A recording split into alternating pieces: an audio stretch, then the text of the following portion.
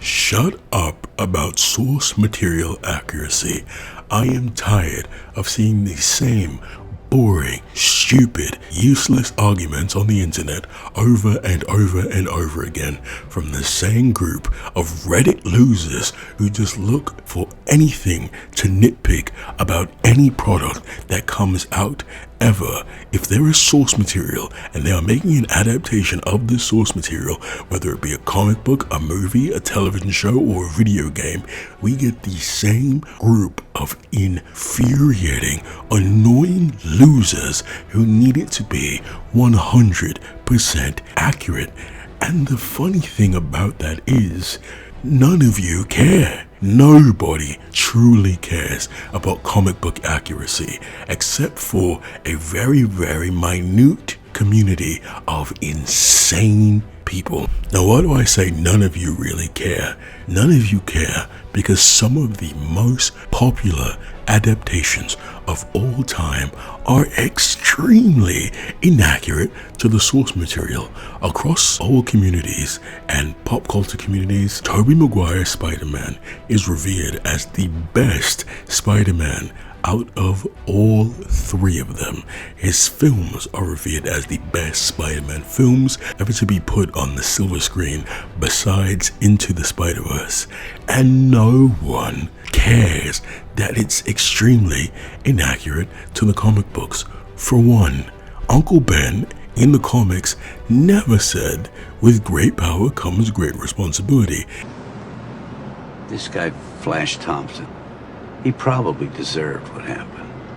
But just because you can beat him up doesn't give you the right to.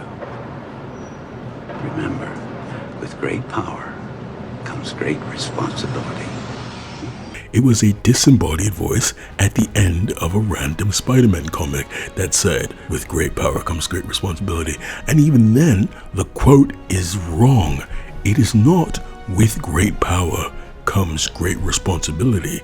The actual accurate quote to the comic book is, "And a lean, silent figure slowly fades into the gathering darkness, aware at last that in this world, with great power, there must also come great responsibility." But no one cares about that. No one's bothered by the fact that Uncle Ben changed the quote. Everyone still loves that scene. Everyone still loves, at least for the most part, the first and second movie in that Spider-Man trilogy. The Dark Knight trilogy, super inaccurate to comic book Batman. But do people care? No! People to this day still say that the Dark Knight trilogy is the best Batman we've ever seen. The television series The Walking Dead made a lot of changes in comparison to what the comic book had, and the first couple of seasons were adored by people. Game of Thrones is vastly different than the book. The Boys, the comic book, people hated. People said it sucked, but people can't get enough of The Boys, the television series. One of the most popular video games of all time and highly respected in the gaming community, the Witcher series, is based on the book and is very, very different in comparison to the book. So different, in fact, that if you were to read the Witcher book, play the Witcher games, and watch the Witcher series on Netflix, you would get three completely different Geralts and three completely different experiences. Most of the MCU is completely different to what the comic books represent for the characters. Thanos' motivation in the MCU versus Thanos' motivation in the comic books, night and day opposites. In the comic books, Thanos just wants to impress the living personification of death.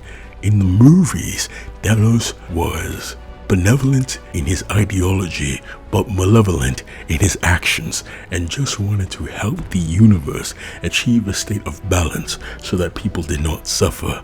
But there is no one who's going to tell you that Thanos sucked as a villain or Avengers Infinity War sucked as a movie. No one with two brain cells to rub together and neurons that fire normally. My final example will be The movie Logan, which was supposed to be an adaptation of the Old Man Logan comic books, but I can't begin to list the ways that the movie Logan and the Old Man Logan comic books differ. To start, Hulk is all over Old Man Logan comic books.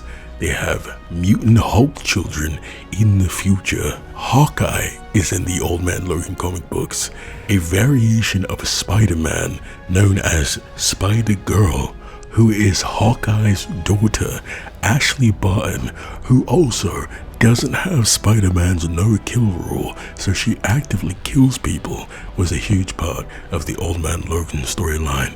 But none, and I mean not a single bit of that, was in the Logan film, and that film is loved. All this to say, something that I stand by wholeheartedly, it doesn't have to be accurate if it is good. You can make as many changes you like to an adaptation's storyline as long as it's good and it respects the core principles of the character outside of changing things for a what-if-esque or an Elseworld storyline.